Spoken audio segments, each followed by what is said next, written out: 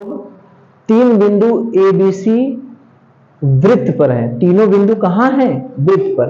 ए भी वृत्त पर, बी भी वृत्त पर और सी भी वृत्त पर है। बिंदु ओ वृत्त का केंद्र है। ये जो ओ है वो क्या है? केंद्र है। और कोण ए बी सी बराबर 100। ए बी सी ये वाला कोण 100 अंश है। तो ए ओ सी का मान ज्ञात कीजिए।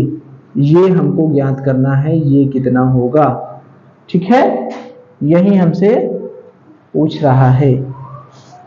तो ये बताइए हमको कि अगर हम ये चाप ले लें, कौन सा चाप ले लें? ये चाप ले लें, ठीक है। तो अगर ये चाप है तो चाप तो एक ही है। ये परिधि पर कोण बन रहा है और ये वाला कोण, इधर वाला कोण अगर हम लें तो ये कहां पर बन रहा है? केंद्र पर। कहां पर बन रहा है? केंद्र पर। यही है ना? ये परिधि पर बन रहा है, ये कोण परिधि पर है और ये कोण क्या है? केंद्र है। तो केंद्र वाला दूना होता है। इसके पीछे वाले प्रमेय में हम लोग पढ़े थे कि एक ही चाप द्वारा, याद करिए वो प्रमेय, कि अगर चाप एक ही है तो ये जो परिधि पर कोण रहेगा, अगर ये परिधि पर कोण x है और तो केंद्र पर कोण क्या होगा? इसका जस्ट दूना है प्रमेय। अगर ये x है तो ये क्या होगा? 2x। ठीक है, तो चीज वही है, बस इसको तरीका बदल दिया है। कैसे तरीका बदल दिया है कि यहां पर दे दिया है ये कोण, ये कोण दे दिया है x, तो ये वाला कोण क्या होगा? दूना ही तो होगा। चाप तो वही है, ये परिधि पर है, ये केंद्र पर है। तो अगर ये 100 है तो ये कितना होगा? 200। ये कितना होगा? 200। कोण AOC बराबर 200 अंश। कैसे? परिधि पर कोण यानी केंद्र पर कोण, जो केंद्र पर बना कोण बराबर 2 गुणे किसके? परिधि पर बने कोण के। इतनी बात तो समझ में आ गई कि ये 100 है तो ये कितना हो गया? 200। लेकिन हमसे पूछ कौन रहा है? नीचे वाला पूछ रहा है, छोटका वाला। तो ये पूरा कोण कितना होता है?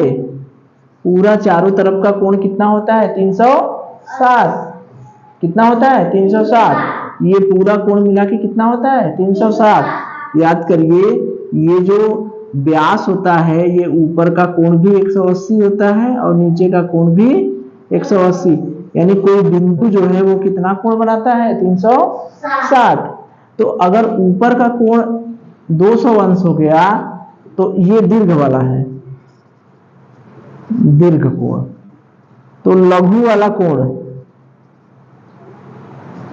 AOC, नाम तो देखिए वही होगा। AOC ये दीर्घ वाला है, बड़ा वाला है, और AOC ये कौन है? छोटा वाला है। तो निकालेंगे तो क्या करेंगे? 360 में से 200 घटा देंगे, कितना आ गया? 160 अंश। यही हमारा क्या हो गया? आंसर। तो यही तो हमसे पूछ रहा था कि अगर ये कोण 100 अंश दिया है तो ये वाला कोण कितना होगा, यही नहीं पूछ रहा था।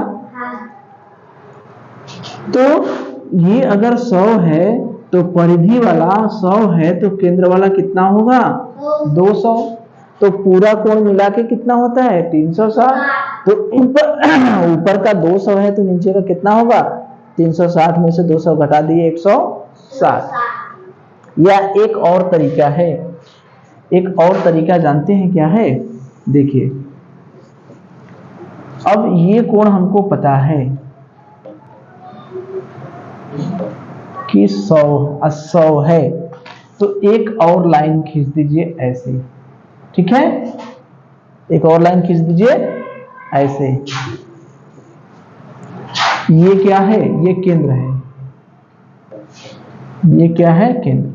तो एक प्रमेय केवल नया जानना पड़ेगा कि ये जो चतुर्भुज बनता है, वृत्त के अंदर कोई चक्रीय चतुर्भुज, जिसे कहते हैं चक्रीय चतुर्भुज, चक्रीय चतुर्भुज के आमने सामने के कोणों का योग 180 अंश होता है। कितना होता है? 180 अंश। अगर इसका नाम ए बी सी डी, तो ए के सामने कौन सा कोण पड़ा? सी। तो कोण ए और सी दोनों को जोड़ देंगे, कितना होगा? 180। बी के सामने कौन सा कोण बना? डी। तो कोण बी और डी को जोड़ देंगे, कितना हो जाएगा? 180। तो ये याद करना है कि चक्रीय चतुर्भुज यानी जो चतुर्भुज के चारों शीर्ष हैं वो कहाँ पड़ेंगे? वृत्त पे। तो वृत्त पे हैं तो उसके आमने सामने के कोणों को जोड़ेंगे तो क्या हो जाएगा? 180 अंश। तो यहां से देखिए, अगर ये 100 है तो इसको जोड़ेंगे तो इसका और इसका योग कितना होगा? 180 नहीं होगा? चक्रीय चतुर्भुज बनाना है, ए बी सी डी, कोण बी और डी को जोड़ेंगे, कितना होगा? 180। तो कोण बी धन कोण डी बराबर 180। अगर ये 100 है तो ये कितना होगा? दोनों को जोड़ेंगे तो 180 है। एक अगर 100 है तो दूसरा कितना हुआ? 80 हुआ। जाहिर सी बात है, ये 100 है तो ये 80 होगा, तब ना जोड़ेंगे तो 180 हुआ। तो b का मान कितना है? 100 और d का मान क्या है? x। तो x का मान क्या हो गया? 180 माइनस 100 यानी कितना हो गया? 80।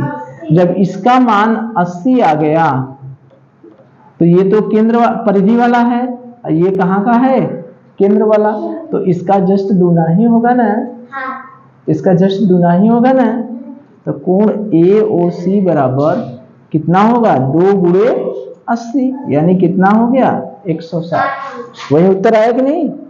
तो इस तरीके से भी लगा सकते हैं कि 100 ये हो गया, एक नई रचना कर दीजिए, इसको मिला दीजिए, ये 100 और इसको जोड़ते हैं तो कितना होता है? 180। चक्रीय चतुर्भुज में आमने सामने के कोणों को जोड़ेंगे, कितना होगा? 180। तो अगर ये 100 है तो ये कितना हो गया? 80। तो ये परिधि का कोण है और ये क्या है? केंद्र का कोण है। तो केंद्र वाला इसका परिधि का क्या होता है? दूना। ये 80 है तो ये कितना हो गया? 160। ठीक है? चलिए।